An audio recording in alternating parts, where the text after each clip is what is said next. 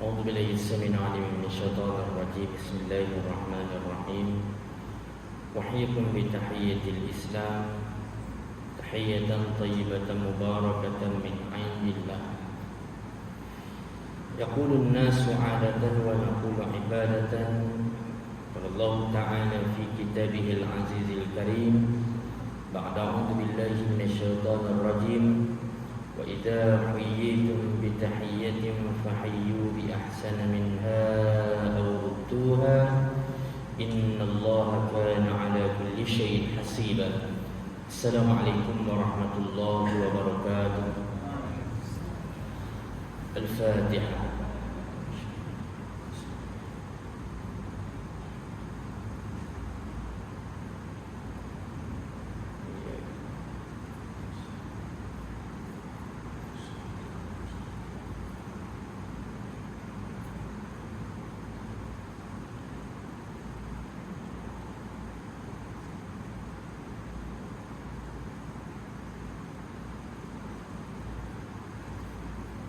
الحمد لله الذي أرسل رسوله بالهدى ودين الحق ليظهره على الدين كله وكفى بالله شهيدا. قال الله تعالى: يا أيها الذين آمنوا اتقوا الله حق تقاته ولا تموتن إلا وأنتم مسلمون. صدق الله العظيم. Alhamdulillah, marilah sama-sama kita panjatkan kesyukuran kepada Allah. Allah Ta'ala masih lagi panjangkan umur kita, masih diberi kesempatan pagi yang mulia ini kita dapat bangun menaikkan salat subuh berjemaah. Moga-moga Allah Ta'ala terus beri kekuatan kepada kita untuk terus istiqamah dengan salat jemaah sampai ke akhir hayat kita, insya-Allah. Yang saya hormati pengurusi pihak jalan kuasa, imam, pimpinan daripada semua peringkat, ibu ayah, tuan-tuan muslimin muslimat dirahmati Allah Subhanahu wa taala. Insya-Allah pagi ini kita tengok sedikit tentang sebalik kisah dalam Al-Quran Al-Karim, dan pagi ini kita tengok sedikit di sebalik suatu surah dalam Al-Quran Al-Karim, iaitu surah yang ke-20, surah Taha. Surah Taha, di mana kalau kita tengok dari sudut surah Taha ini, surah ini dinamakan surah Taha kerana Taha adalah salah satu daripada nama Nabi kita, Nabi Muhammad SAW. Ini satu pandangan. Jadi kita tahu Nabi SAW ni ada beberapa nama, antaranya Ahmad, contohnya yang boleh kita tengok dalam surah As-Saff. Allah Ta'ala berfirman, Bismillahirrahmanirrahim: wa idh qala Isa ibn Maryam ya bani Israil inni Rasulullah ilaikum musaddiqan lima bayna yadayya min at-Taurah wa mubasysyiran bi rasulin ya'ti min ba'di ismuhu Ahmad. Dalam ayat itu kita lihat bagaimana cerita Nabi Isa alaihi salam pernah bagi tahu kepada Bani Israel bahawa dia adalah Rasulullah. Dia juga salah seorang Rasul yang telah dipilih oleh Allah Subhanahu wa taala, membenarkan isi kandungan Taurat, dan dia sampaikan satu khabar gembira akan datang seorang Rasul setelahnya yang namanya Ahmad ataupun Muhammad. Jadi banyak nama-nama Nabi, termasuk tadi Ahmad. Dalam hadis yang lain disebut tentang beberapa nama-nama atau panggilan pada Nabi, antaranya Hasyir dan sebagainya. Tuan-tuan ibu ayah yang dirahmati Allah Subhanahu wa taala, surah ini kalau kita tengok, ia termasuk dalam kategori surah Makkiyah, iaitu surah yang diturunkan di Makkah ataupun sebelum hijrah. Jadi apa gambarannya bila kita sebut tentang surah Makkiyah? Suasananya ialah Nabi pada ketika itu berhadapan dengan cabaran dakwah yang dahsyat. Nabi pada ketika itu bersama dengan para sahabat yang kebanyakannya ialah golongan mustad'afin, orang lemah, golongan minoriti, sedikit tak ramai, suasana ditindas dan sebagainya. Maka surah-surah Makkiyah kalau kita perasan, antaranya kita akan temui banyak cerita-cerita Nabi terdahulu yang juga diuji yang kemudiannya bagaimana penghujungnya ialah penghujung yang membahagiakan. Oleh sebab itu, tuan-tuan ibu ayah sekalian, kalau kita tengok bila sebut tentang cerita-cerita terdahulu, selalu dikaitkan bahawa cerita-cerita terdahulu dalam Al-Quran, utamanya dalam surah Makkiyah ini, menjadi suatu khabar gembira kepada Nabi sallallahu alaihi wasallam. Menjadi motivasi kepada Nabi sallallahu alaihi wasallam. Surah Taha juga menceritakan tentang kesungguhan yang ada pada Nabi sallallahu alaihi wasallam dalam menghafaz wahyu yang diturunkan kepada baginda. Jadi ada yang menyebut bahawa bagaimana Jibril alaihissalam datang menurunkan wahyu, Nabi bersusah payah berusaha menghafalnya. Bahkan dikaitkan bahawa Nabi sering melakukan satu benda yang menyebabkan Nabi berasa susah. Nabi melalui kesusahan diri baginda. Maka Jibril kembali sementara wahyu yang diturunkan belum lagi dihafalnya dan baginda sangat takut. Maka Allah Subhanahu wa taala menurunkan ayat antaranya teguran pada baginda tidak terburu-buru menghafalnya sebelum wahyu selesai diturunkan. Ini satu pandangan. Tuan ibu ayah yang dirahmati Allah Subhanahu wa taala. Kalaulah kita tengok di sebalik asbabun nuzul ataupun sebab turunnya surah Taha ini. Jadi disebutkan bahawa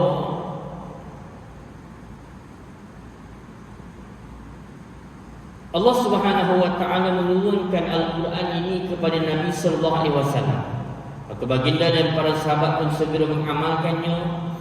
Tetapi orang-orang musyrik Quraisy telah mengatakan bahawa Quran ini tidak diturunkan kepada Nabi Muhammad kecuali agar baginda menjadi susah. Jadi ini antara provokasi yang dimainkan oleh orang-orang musyrikin satu ketika dahulu.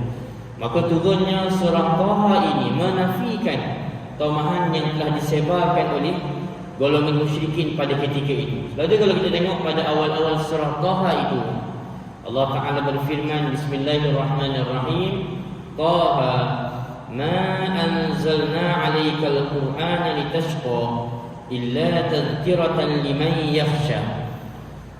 Taha, kami tidak menurunkan Al-Quran ini kepada kamu wahai Muhammad agar engkau menjadi susah, melainkan sebagai peringatan bagi orang-orang yang takut kepada Allah Subhanahu wa taala. Jadi kalau kita tengok ini Quran ini tidak seperti mana yang diduga oleh orang-orang yang ingkar di kalangan musyrikin itu. Tapi kita lihat siapa yang diberikan ilmu oleh Allah, maka Allah Taala telah menghendaki kebaikan baginya. Ini sebagaimana yang juga Nabi sebut dalam sebuah hadis. Hadis yang dinyatakan dalam Sahih Bukhari dan juga Muslim, "May yuridillahu bihi khairan yufaqihu fid din." Siapa yang Allah Taala kehendaki untuk bagi kebaikan padanya, maka Allah Subhanahu wa taala memahamkannya dalam agama. Tuan-tuan ibu ayah yang dirahmati Allah Subhanahu wa taala. Jadi Quran ini hakikatnya bukanlah seperti mana yang dituhmah oleh golongan musyrikin. Ibu ayah sekalian, kalau kita perhatikan surah-surah yang dimulakan dengan menyebut huruf-huruf ini, tak banyak dalam Quran, tapi kita tahu ada beberapa surah yang Allah Ta'ala mulakan dengan nak baca dia bukan seperti mana ayat-ayat yang lain. Ayat lain kita eja, tapi dibaca dengan menyebut nama-nama huruf. Jadi kalau kita tak ada basic benda asal macam ni, kita akan salah lah. Ada orang yang dia tengok alif lam mim ra, dia dah pening. Dia kata al-mari ke apa kan? Ada yang tengok Yasin, dia ingat yes contohnya, bila dia eja sendiri. Tapi kita yang alhamdulillah yang Allah Ta'ala beri panduan pada kita, bagi ilmu, kita tahu bahawa ada surah-surah dalam Quran ini yang dimulakan dengan tidak dieja tetapi disebut nama-nama hurufnya. Contohnya Taha tadi, alif lam mim ra, kaf ha ya ain sad dan sebagainya. Tuan-tuan ibu ayah sekalian, di sebalik huruf-huruf ini ada beberapa pengiktibaran dan juga pengajaran kepada kita. Antaranya, bila sebut tentang huruf ini, dia memberi sedikit sebanyak motivasi pada kita, kefahaman pada kita. Al-Quran Al-Karim ini pahalanya sangat besar. Sehingga Nabi gambarkan pada kita, Nabi tak kata alif lam mim itu sebagai satu huruf, tapi alif satu huruf, lam satu huruf, mim satu huruf. Maksudnya Taha ini pun dua huruf yang memiliki ganjaran tersendiri walaupun nampak macam simple. Ibu ayah sekalian, perasan ataupun tidak, apabila kita berjumpa dengan surah-surah yang dibacakan dengan huruf-huruf ini, selepas dibacakan huruf-huruf tadi, ayat kemudiannya menceritakan tentang perihal Al-Quran Karim. Jadi kalau kita tengok Yasin, Yasin wal Quran Al-Hakim, cerita tentang Quran. Alif Lam Mim, Zalikal Kitabu La Raiba Fihi, cerita tentang Quran. Alif Lam Ra, tilka ayatul Kitabil Mubin, tilka ayatul Kitabil Hakim. Ada dua surah itu, surah Yunus dan juga surah Yusuf. Kalau kita tengok balik pada surah Taha yang kita bincangkan hari ini, Ma anzalna 'alaikal Qur'ana litashqa, juga menceritakan tentang perihal Al-Quran. Jadi surah-surah yang bermula dengan huruf tadi, lepas kita mulakan dengan menyebut huruf-huruf tadi, kita akan tengok ayat awalnya akan menyentuh tentang Al-Quran Al-Karim. Tuan-tuan, ibu ayah yang dirahmati Allah Subhanahu wa taala, kalau kita perhatikan dari sudut kandungan, tuan-tuan, banyak dalam surah Taha ini menceritakan perihal Nabi Musa alaihissalam, kisah Nabi Musa alaihissalam. Kalau tengok ayat 1 hingga 8, ia menceritakan tentang Al-Quran sebagai peringatan turunkan oleh Allah Subhanahu wa taala. Bermula dengan ayat yang ke-9 ialah kisah Nabi Musa alaihissalam. Antaranya bagaimana cerita tentang awal-awal Nabi Musa alaihissalam mendapat wahyu daripada Allah Subhanahu wa taala. Cerita tentang mukjizat Nabi Musa alaihissalam, tongkat yang boleh bertukar menjadi ular, keluar tangan yang memancarkan cahaya berwarna putih. Kemudian bagaimana khabar gembira Nabi Musa alaihissalam, cerita tentang nikmat-nikmat terdahulu dan cerita tentang kita lihat bagaimana tanggungjawab dan juga amanah yang terpikul di atas bahu Nabi Musa alaihissalam pada ketika itu untuk berhadapan dengan sasaran kita kata dakwahnya, iaitu Fir'aun. Jadi banyaklah cerita-cerita tentang Nabi Musa, banyak sekali cerita Nabi Musa, termasuklah cerita Nabi Musa yang kemudiannya dibantu oleh Nabi Harun alaihissalam. Panjang sampailah dekat-dekat hujung tuan cerita tentang Nabi Musa ini. Dan juga penutupnya ataupun kita penghujung surah Taha ini termasuklah menceritakan tentang perihal hari kiamat, tiupan sangkakala dan sebagainya. Ibu ayah dirahmati Allah Subhanahu wa taala, apabila kita menyebut tentang surah Taha, pasti dan pasti antara benda yang kita ingat iaitu di sebalik cerita surah Taha ini, yang maksudnya ialah bagaimana kisah seorang yang dikenali sebagai orang yang keras, tegas, kuat penentangannya terhadap Islam, kuat penentangannya terhadap Nabi sallallahu alaihi wasallam, bahkan pernah nak bunuh Nabi. Tapi akhirnya hatinya dilembutkan oleh Al-Quranul Karim, hatinya dilembutkan dengan surah Taha, sehingga dia berubah 360 darjah menjadi antara orang yang kuat mempertahankan agama Allah dan juga mempertahankan Nabi sallallahu alaihi wasallam. Tak lain dan tak bukan, ia adalah cerita tentang Sayyidina Umar Al-Khattab radhiyallahu anhu. Ibu ayah sekalian, jom kita tengok sedikit tentang latar belakang Umar. Sebab kita nak kaitkan macam manalah Umar ni dia boleh akhirnya memeluk Islam dengan asbab surah Taha. Kita nak tengok sedikit tentang latar belakang Sayyidina Umar Al-Khattab, utamanya berkaitan dengan kisahnya sebelum dia memeluk Islam. Kenapa yang Umar ni dia keras hidup dia? Contohnya, kenapa latar belakang Umar ni seorang yang tegas? Jadi kita akan tengok tuan-tuan di antara kisah Sayyidina Umar ini.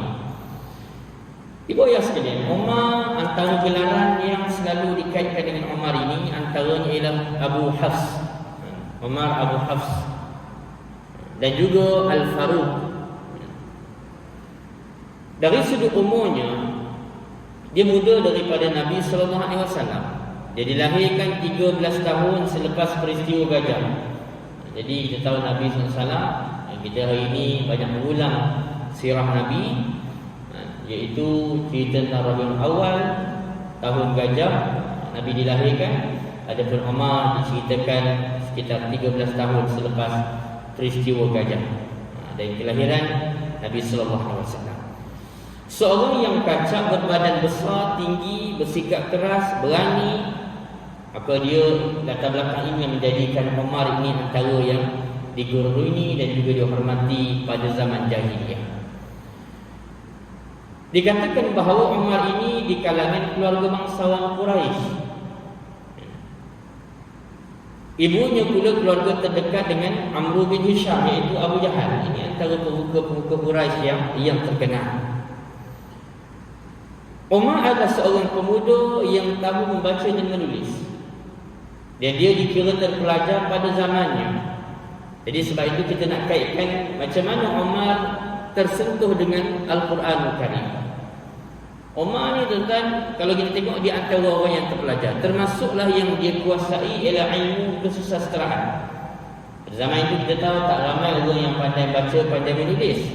Tapi Umar ni antara orang yang mendapat pendidikan. Dia adalah orang yang terpelajar, menguasai ilmu-ilmu tertentu, termasuklah ilmu kesusasteraan. Dari sudut keras ni Umar ni, macam mana dia ni boleh jadi orang yang keras? Dari sudut sejarah hidup dia, diriwayatkan bahawa ayahnya Al-Khattab pernah menugaskan Umar ini sebagai seorang pengembala. Bukan pengembala kambing, tapi pengembala unta.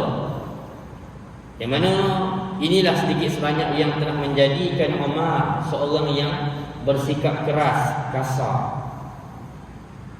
Pernah tuan-tuan, masa Umar menjadi khalifah, bila dia nak berkunjung ke Mekah, satu ketika tuan-tuan dia melalui satu bukit yang berhampiran dengan Mekah.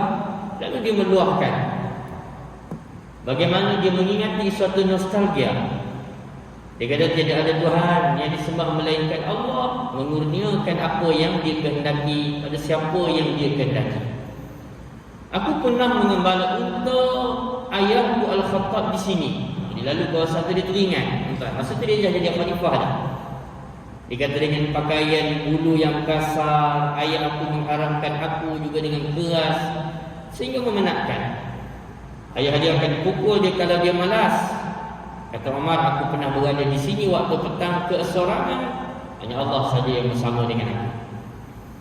Tuan Abdul Rahman bin Auf yang dengar luahan Umar pada ketika itu, tegur dia, wahai Amirul Mukminin, janganlah mengungut dengan merendahkan diri.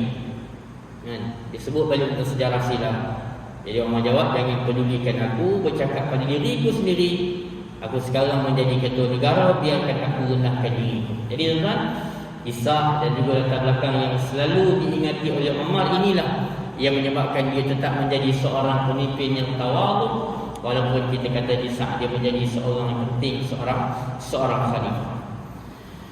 Tuan-tuan, pengalaman dia mengembala unta ini membentuk peribadi Sayyidina Umar Al-Khattab yang menyebabkan dia mampu menghadapi kesukaran. Kita ni pun tuan-tuan, kadang-kadang bila kita teringat dulu kita rasa kenapalah kita jadi begini begitu. Kenapalah kita duk kena marah dengan mak ayah kita, kena marah dengan cikgu kita. Tapi akhirnya tuan-tuan, bila kita dah berjaya, kita akan rasa terhutang budi. Bila kita renung sejarah hidup kita, kita pernah susah, kita pernah berhadapan dengan cabaran. Tapi bila hari ini tuan-tuan, kita dah senang contohnya, kita akan rasa, oh rupanya ada hikmah. Sebab apa kita susah dulu, sebab apa mak ayah kita buat begitu begini, kenapa kita begini, kita hadapan dengan cikgu di sekolah. Akhirnya kita akan nampak, oh ada hikmah di sebalik susah dulu, kita boleh survive pada hari ini. Walaupun nampak macam simple tuan-tuan, pengalaman Umar mengembala unta, tetapi tuan-tuan dia menguruskan benda yang susah dulu, menyebabkan pengalaman itu membentuk dirinya, sehingga dia mampu menghadapi kesukaran hidup dan dia kuat untuk berhadapan dengan cabaran. Umar juga berkebolehan menghadapi musuh. Dia boleh menghadapi musuh dengan gagah dan berani dan hujah yang kuat, kan? Menunjukkan keupayaan dan bijaksana. Malah tuan-tuan, sebab itu kalau tengok pada sejarah Umar masa zaman jahiliah pun, antara portfolio dia, iaitu dia ditugaskan menjadi perunding dengan para kabilah Arab. Yang kita tahu dulu, kabilah Arab ni suka perang, suka bergaduh, suka perang, kan? Jadi mereka ni ganas, maka Umar tuan-tuan selalu dihantar untuk uruskan mereka ini.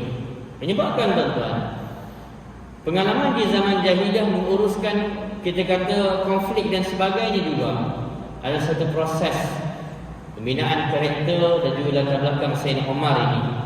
Dia berpengalaman mengurus pergolakan yang berlaku dalam masyarakat. Dari sudut ilmu kesusastraan, tuan, Umar sering mengunjungi pasar-pasar, termasuklah pasar terkenal seperti pasar Hukas dan sebagainya. Yang kita tahu tuan-tuan, pasar-pasar zaman jahiliah dulu bukan hanya sekadar mereka jual barang, tetapi menjadi tempat untuk mereka mempersembahkan syair-syair mereka. Dan Umar di antara orang yang turut menyertai golongan atau mereka yang mempersembahkan ilmu kesusastraan. Jadi menyebabkan dia juga menyertai perkembangan sastra Arab yang menjadi salah satu keistimewaan bahasa Arab yang dipilih menjadi bahasa Quran. Tuan-tuan, di samping itu Umar juga terlibat dengan perniagaan. Contohnya bila disebut tentang perdagangan musim sejuk. Bila musim sejuk, orang biasa pada ketika itu musafir ke negeri Yaman. Yang mana Yaman menjadi pangkalan perdagangan bagi negara timur macam China, India, Parsi dan sebagainya. Adapun perdagangan musim panas, mereka musafir ke negeri Syam yang menjadi pangkalan perdagangan bagi negara barat seperti Rom, Greece dan lain-lain. Maka Makkah pada ketika itu berperanan menjadi pusat pertemuan ekonomi timur dan juga barat. Dan Umar antara orang yang terlibat dengan perkara demikian. Okey, tuan-tuan, macam mana sejarah Umar pernah memeluk Islam? Jadi kalau kita tengok tentang sejarah Umar masuk Islam ni, kita akan tengok, mungkin kita rasa tak sangka macam mana dia boleh berubah sebegitu. Rupa-rupanya tuan-tuan, hati Umar yang keras ini pernah menjadi lembut apabila tersentuh dengan surah Taha tadi dan juga melihat kepada perkembangan kisah umat Islam terdahulu. Antaranya tuan-tuan, disebut bahawa sentuhan pertama Umar ni yang menyayat hatinya, yang keras, bila mana dia tersempak dengan satu rombongan musliman yang pada ketika itu dalam perjalanan nak berhijrah ke Habsyah. Hijrah yang tidak disertai oleh Nabi SAW, tapi hijrah yang disertai oleh para sahabat, termasuklah pada ketika itu Ja'far bin Abi Talib dan juga kita kata Abdullah bin Mas'ud dan sebagainya. Jadi pada ketika itu, antara yang menyertai rombongan itu ialah Ummu Abdillah binti Hantam. Dia menunggu suaminya Abu Abdillah Amir bin Rabi'ah kerana mengumpul sesuatu keperluan yang tertinggal. Jadi dia tunggu suami dia. Umar tegur dia, "Kamu nak pergi mana ni?" "Wahai Ummu Abdillah," Ummu Abdillah kata, "Ya, demi Allah, kami keluar daripada di bumi Allah kerana kamu menyeksa kami dan bersikap kasar memaksa kami. Mudah-mudahan Allah melepaskan kami daripada belenggu kezaliman." Umar pun kata mudah-mudahan kan. Apabila Ummu Abdillah bagi tahu ucapannya terhadap Umar kepada Amir bin Rabi'ah, kerana pada ketika itu terserempak dengan Amir. Jadi Amir bila dengar luahan perkataan daripada Ummu Abdillah tadi, Amir kata, "Kamu ni macam nak sangat Umar masuk Islam. Ini kamu cakap macam tu kat dia." Ummu Abdillah kata, "Ya."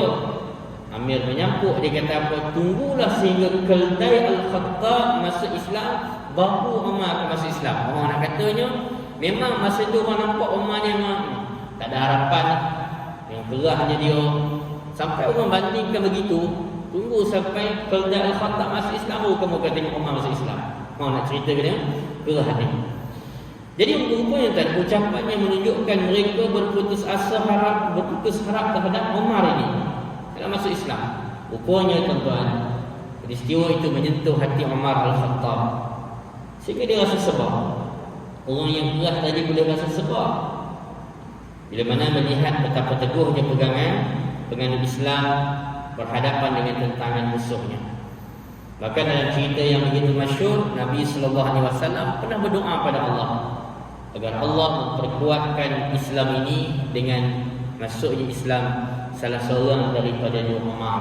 Yang pertama Umar Al-Khattab, yang keduanya Amr bin Hisham ataupun Abu Jahal. Di mana-mana lah antara dua itu. Dan Allah Ta'ala memilih Umar Al-Khattab memeluk Islam. Contoh dalam hati Allah Subhanahu Wa Ta'ala, Allah Ta'ala menentukan bagaimana Umar boleh masuk Islam dengan satu peristiwa yang mungkin tak kita duga. Iaitu dia pada ketika itu dalam perjalanan nak cari Nabi, nak bunuh Nabi.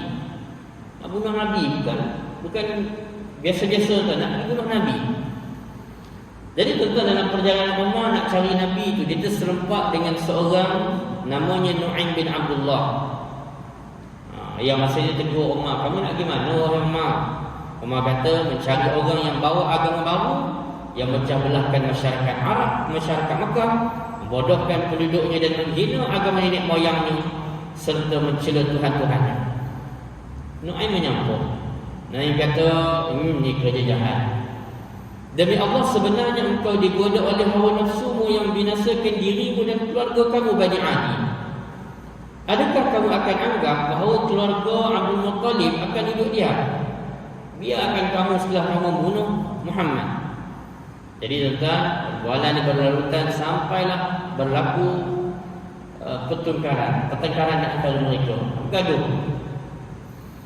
Lalu Umar kata, aku anggap kau ni dah tukar agama ni, cakap macam ni.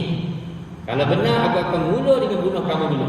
Kata Umar masa itu kepada Nu'aim. Nu'aim jawab, keluarga kamu sendiri pun ada yang dah masuk Islam, meninggalkan kamu dalam kesesatan.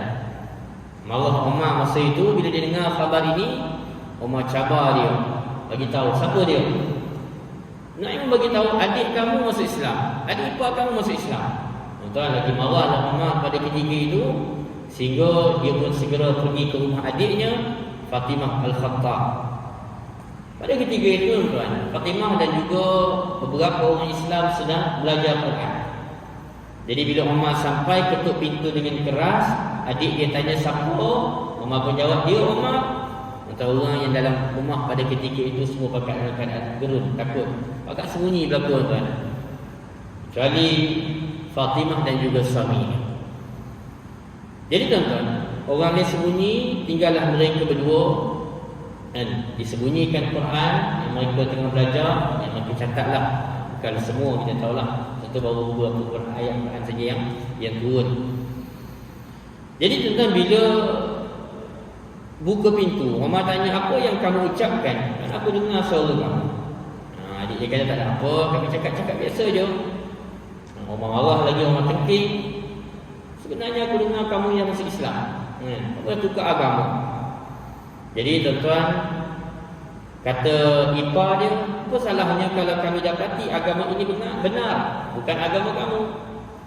Tuan-tuan, dengan marah Umar lompat ke arah adik iparnya, pukul sehingga adik iparnya itu Sa'id tersungkur ke lantai kerana tak mampu melawan Umar yang gagah perkasa. Jadi tuan-tuan, adik dia datang. Adik dia datang selamatkan suami dia lah, tolak Umar. Tiba-tiba tuan Umar tampak adik dia Fatimah tadi sehingga mukanya berlumuran darah. Dengan berani Fatimah, yakni adik Umar tadi, berkata kepada abangnya, wahai Musa Allah, adakah kau mukulku kerana aku mengesahkan Allah sahaja Tuhanku? Umar jawab, ya. Dengan suara yang tegas Fatimah kata, buatlah apa yang kau mahu. Sebenarnya aku telah mengucap dan percaya bahawa tiada Tuhan yang disembah melainkan Allah, dan Nabi Muhammad itulah Rasulullah. Kami sudah masuk Islam tanpa pedulikan kamu. Tuan-tuan, Umar lagi rasa terpukul dengan ucapan Fatimah pada ketika itu, sehingga dia terduduk kaku sambil melihat ke arah ayat-ayat Quran yang ditulis. Dia nampak ayat itu, Jadi dia minta supaya diserahkan ayat Quran kepadanya. Adiknya tak nak. Dia kata, kamu kotor kan? Kamu masih kotor, pergi bersihkan diri kamu. Lepas tu bila Umar pergi bersihkan diri dia kan? Dan dia tengok ayat-ayat Quran yang tertulis, maka dia pun baca. Dia tahu Umar ni kelebihannya tadi, dia orang yang boleh baca, boleh menulis, ada ilmu tentang kesenian bahasa, ilmu kesastraan. Jadi bila dia melihat ayat-ayat Al-Quran Al-Karim, dia melihat kualiti ayat tersebut. Di samping petunjuk daripada Allah, zahirnya pun kesenian dan juga kualiti bahasanya juga menyentuh hati Umar Al-Khattab. Maka tuan Umar baca, disebut bahawa daripada ayat pertama hingga ayat yang ke-8, Bismillahirrahmanirrahim. Taha ma anzalna 'alaikal Qur'ana litashqa illa tadhkiratan liman yakhsha. Tanzilan mimman khalaqal arda was samawati al-'ula. Ar-Rahman 'alal 'arsy istawa. Lahu ma fis samawati wa ma fil ardi wa ma bainahuma wa ma tahta as-sawa. Wa in tajhar bil qawli fa innahu ya'lamu as-sirra wa akhfa. Allahu la ilaha illa hu lahul asmaul husna. Kalau kita tengok pun tuan-tuan, ayat-ayat ini, hujung-hujung ayat itu, kalau kita buat pantun ataupun syair ni, kita panggil rima akhir lah. Pantun ni kalau rima akhir tak kena, tak jadi pantun kan? Dia rima akhirnya A ataupun AB dulu belajar kan. Jadi rima akhir. Tuan-tuan perhatikan ayat Quran. Kalau surah tu hujung ayatnya ma'aril sukun belakang kan? Kalau ma'iwal belakang. Dalam tengok ayat ni, tashqa, yakhsha, ula, tawa, sara, akhfa, husna, hujung dia. Itu dari sudut zahirnya. Dan sudut petunjuk Allah, lagilah mahal nilainya. Taha, kami tidak menurunkan Quran ini pada kamu agar kamu menjadi susah, tapi sebagai peringatan bagi orang yang takut pada Allah, iaitu diturunkan daripada Allah yang menciptakan bumi dan langit yang tinggi, iaitu Tuhan yang Maha Pemurah, yang bersemayam di atas arsy. Kepunyaannya lah semua yang ada di langit, semua yang di bumi, semua yang di antara keduanya, dan semua yang di bawah tanah. Dan jika kamu mengeraskan ucapanmu, maka sesungguhnya dia mengetahui rahsia yang lebih tersembunyi. Dialah Allah, tidak ada Tuhan yang berhak disembah melainkan Dia yang punya Asmaul Husna, yakni nama-nama yang terbaik. Jadi tuan-tuan, kemudiannya Umar tanya, adakah sebab ini yang orang Quraisy melarikan diri? Dia pun heran. Maka Umar terus membaca surah Taha, diriwayatkan daripada ayat 9 sampai ayat yang ke-16. Sampai di situ tuan-tuan, Umar kata, sewajarnya lah yang menyebut kata-kata ini tidak disembah selain daripadanya. Tunjuk padaku di mana Muhammad.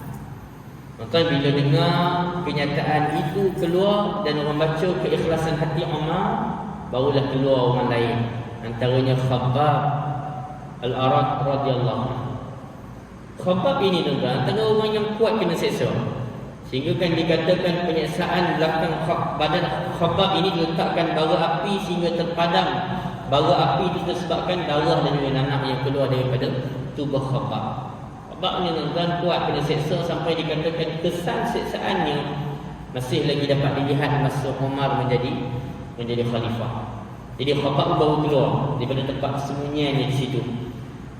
Lalu dia kata, wahai Umar, berita gembira, aku mendengar Rasulullah berdoa supaya Allah memberi petunjuk Islam kepada salah seorang di antara kamu, iaitu antara kamu dan juga Amr bin Hisham, itu Abu Jahal. Jadi Umar minta bawalah dia kepada Rasulullah. Jadi mereka boleh tengok kesungguhan Umar, tengok wajah keikhlasannya, maka mereka bawa Umar untuk berjumpa dengan Nabi SAW yang pada ketika itu berada di berdekatan dengan Bukit Safa. Nabi masa itu dikawal oleh sahabat-sahabat seperti mana Sayyidina Abu Bakar, Sayyidina Hamzah dan juga Sayyidina Ali yang kita kenal orang-orang yang gagah. Umar datang dalam keadaan masih bawa pedangnya. Bila mereka dengar suara yang kenal suaranya lebih jelas, bila mereka mengintai daripada lubang kecil, mereka tergamam. Sahabat-sahabat yang duduk dengan Nabi ini tergamam. bila tengok Umar datang. Jadi Hamzah tanya, "Ngapa yang kamu tergamam?" Dia kata, yang datang tu Umar Al-Khattab." Hamzah yang telah masuk Islam lebih awal pada itu jawab, "Umar Al-Khattab, kalau Allah menghendaki dia datang tujuan baik, dia akan masuk Islam. Tapi kalau tujuan dia jahat, senang saja kita bunuh saja." Ini jawab Hamzah masa itu. Jadi bila mana pintu dibuka, Hamzah terus pegang tangan dan bahunya, dan sebelah lagi dipegang oleh seorang sahabat yang lain. Dia bawa Umar jumpa dengan Nabi SAW yang berada dalam sebuah bilik dalam rumah itu. Jadi Nabi kata, "Lepaskan dia." Jadi setelah dilepaskan, Nabi bangkit, pegang tali seluar dan bajunya dan bersabda, "Apa yang berlaku pada kamu, wahai anak Al-Khattab, sehingga Allah menjadikan kamu dalam keadaan gempa dan gelabah ni?" Nampak gelabahnya. Jadi Umar terus kata, "Wahai Rasulullah, aku datang pada kamu menyatakan saya beriman pada Allah dan Rasulnya serta apa-apa sahaja yang ajaran yang dibawa." Maka Nabi SAW terus bertakbir. Demi mendengar takbir diucapkan oleh Nabi, semua sahabat-sahabat yang ada di situ pun bangun daripada tempat masing-masing. Jadi dan mereka bangun dalam keadaan sangat gembira, semangat yang berkobar. Kerana setelah penyertaan Umar bersama dengan Hamzah, pasti mereka nampak agama Islam akan bertambah kuat dan penganutnya daripada orang yang lemah akan dapat dipertahankan. Kerana apa? Kerana dua orang ini bukan calang-calang, Hamzah dan juga Sayyidina Umar Al-Khattab. Jadi kita tengok bagaimana di sebalik surah Taha ini menyentuh hati Umar Al-Khattab sehingga dia masuk Islam. Maka dia antara orang-orang awal juga yang memperkukuhkan lagi organisasi dakwah Nabi sallallahu alaihi wasallam. Maka bermula daripada itu, tuan-tuan, maka dakwah melangkah pada satu langkah yang makin luas dan berkembangnya dakwah secara terbuka ataupun terang-terangan. Tuan-tuan rahmati Allah Subhanahu wa taala, kita tutup pagi ini dengan suatu persoalan. Kalau surah Taha pernah melembutkan hati Umar yang keras, agak-agak bagaimana ayat-ayat Al-Quran yang lain? Apakah boleh juga melembutkan hati kita yang saya yakin dan percaya sejarah hidup kita taklah sekeras seperti Umar. Tapi tuan-tuan, harapnya kita lebih, orang kata, kita juga antara orang yang dilembutkan hati kita dengan Al-Quran Al-Karim. Ini sedikit sebanyak tuan-tuan yang kita tengok hari ini dari sudut sirahnya, bagaimana surah Taha pernah menyentuh hati Umar Al-Khattab daripada sekeras-keras orang yang nak melawan Nabi, sehinggalah menjadi orang yang begitu teguh mempertahankan Nabi dan juga memperjuangkan agama Allah Subhanahu wa taala. Tuan, sekarang itu saja tuan, mungkin kita tengok sedikit di sebalik surah Taha ini.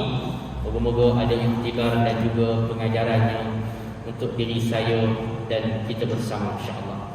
Wallahu a'lam. Asabaka min hasanatin fa min Allah, wa asabaka min sayyi'atin fa min nafsi. Yang baik daripada Allah, yang buruk, yang lemah, yang kurang, lemah diri saya sendiri. Hakikatnya kedudukannya daripada Allah Subhanahu wa taala dan disandarkan ke atas insan yang dhaif lagi hina ini. A'udzubillahi minasyaitonir rajim. Bismillahirrahmanirrahim. Alhamdulillahi rabbil alamin, wassalatu wassalamu ala asyrafil anbiya'i wal mursalin wa ala alihi washabihi ajma'in. Allahumma ighfir lana dhunubana wa liwalidina warhamhum kama rahimna siqara. Allahumma faqihna fid din wa 'allimna ta'wil waj'alna minal ulamaa'is salihin. Na'udzu bi kalimatillahi tammati min syarri ma khalaq. Bismillahilladzi la yadurru ma'a ismihi syai'un fil ardi wa la fis samaa'i wa huwas samiul 'alim. Allahumma inna na'udzu bika minal baras wal junun wal judam sajil asqam. Rabbana atina fid dunya hasanah fil akhirati hasanah wa qina adzabannar. Alhamdulillahi rabbil alamin. Kita tangguhkan dengan tasbih kafarah dan surah Al-Asr. Subhanallah.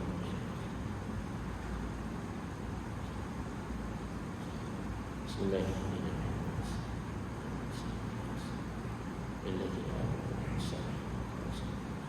Assalamualaikum warahmatullahi wabarakatuh.